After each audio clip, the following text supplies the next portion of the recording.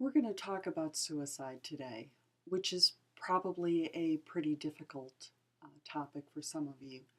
I know that a number of you have had family or friends who have suicided and may have difficulty understanding why they did. You know, what I want you to be thinking about is that they did what they could and what made sense to them at that point. One of the things that happens with depression is that viewpoint narrows or very much, that people aren't able to see other alternatives, and they may also believe that the way that they are feeling is the way it's always going to be. So a kind of stabilization. Go back and think about some of the thought or cognitive distortions that were described in the last video, and you can begin to understand suicide. They may be thinking very black and white, all or nothing, that it's either I go on and on like this, which is terrible, or I kill myself. They may minimize any positive effect that they have on the people around them, and instead believe that their presence is making your lives more difficult. I'm sure that that's not what many of you believe, but that's how it feels to them. So some numbers. More than 30,000 Americans complete suicide each year, about 1 every 20 minutes. 400,000 uncompleted attempts. Notice I use the word complete, incomplete, rather than successful, unsuccessful, because I don't believe that any suicide is successful. Perhaps 80% related to affective disorders, commonly handguns, overdose, etc. Things with high lethality. We can think about suicide, in the red here, as an epidemic. Compare this to the number of people who died in the Vietnam War, or the number who have died or had died by 95 from HIV, and it's an epidemic. And again, you see K. Redfield Jamison being the author of this study. It's one of the leading causes of death, 9th overall, about 11.6 per 100,000. That it's one of the leading causes of death for men and women. About 7.4% of women die by suicide, about 6.6% of men. Those numbers are a little bit funny because women are less likely to die of some of the violent things that kill many men. Traffic accidents, much more likely to kill men. Violence, war. And so those really make a huge difference in terms of these numbers. And again, we're looking at people, probably the age group of this group. If we're looking at suicide by race, whites, which is most of this class, non-Hispanic whites, are a pretty high rate. Women are much more likely to use things like overdosing on medication. Men are more likely to hang themselves or shoot themselves. Really, one of the places we should be concerned about is American Indians, Native Americans, and part of that is that there are higher rates of alcohol abuse in that group than other groups. So the alcohol, poverty, cultural stressors that Native Americans experience put them at greater risk. If we look at suicide across the world, we are in a relatively high suicide rate, although Asia seems to be much higher. If we're looking at cultural and gender differences in suicide. You see the US in about the middle. Across all these countries, we see men more likely to commit suicide than women. One of the places, and this isn't on this particular chart, but one of the places that we see men and women or no gender difference in terms of suicide is in China. And part of that is that in China, at least at some points in time, suicides have been primarily completed using pesticides. And because of some of the difficulties in getting to a hospital in rural areas, there's high lethality. We've talked all semester about this dimensional piece, and think about suicidal behavior as on a dimension from this will to live to completed suicide. There's many more people who attempt suicide than ever complete, who plan than ever attempt, who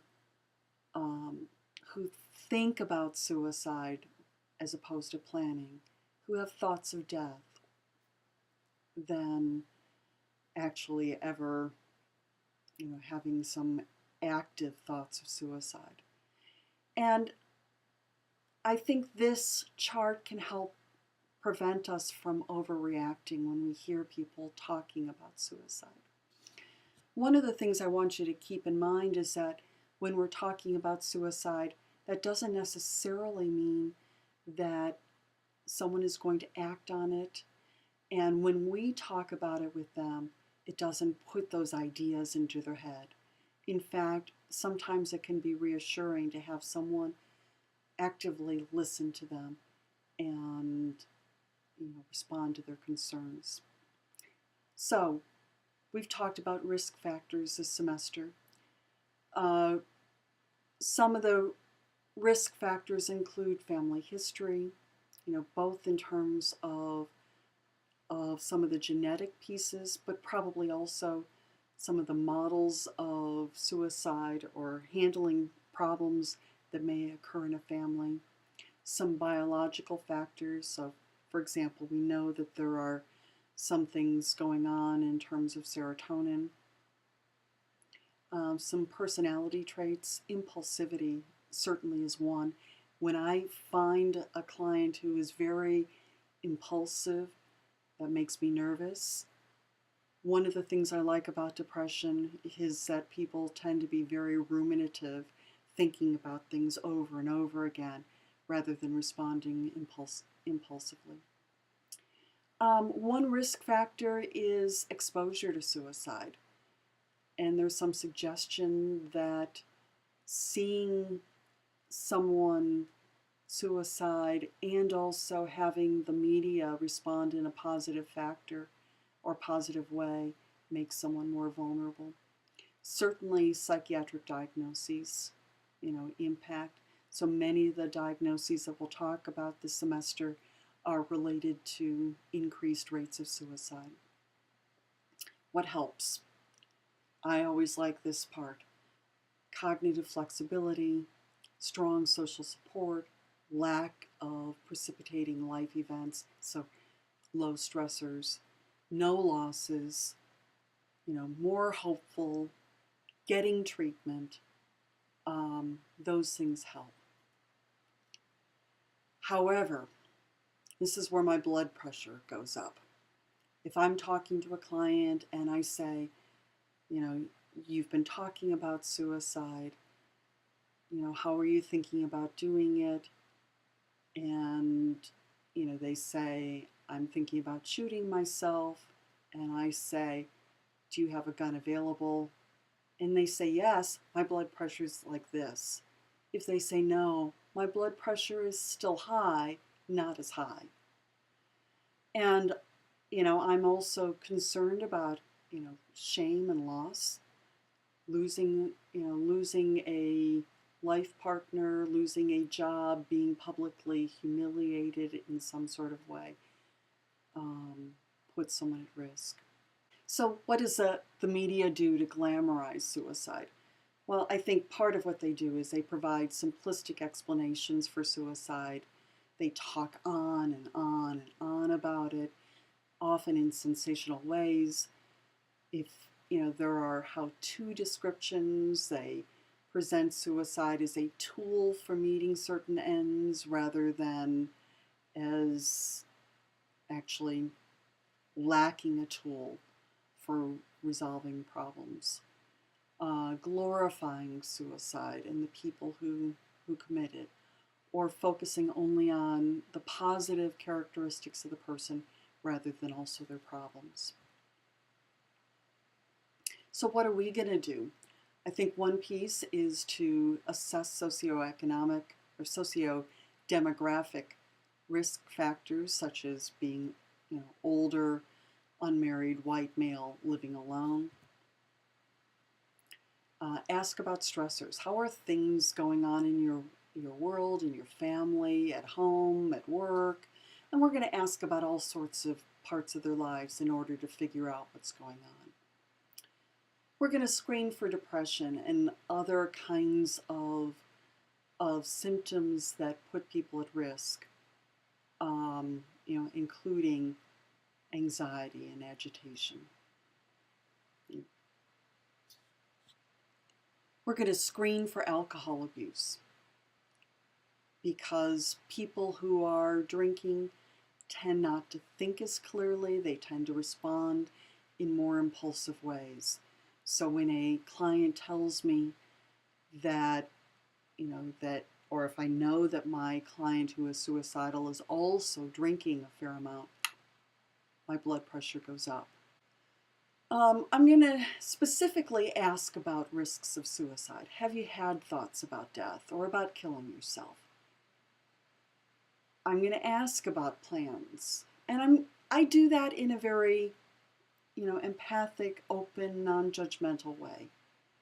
I want to hear, and my goal as I'm going in with someone is that I believe that we can do things differently, that we can make things better.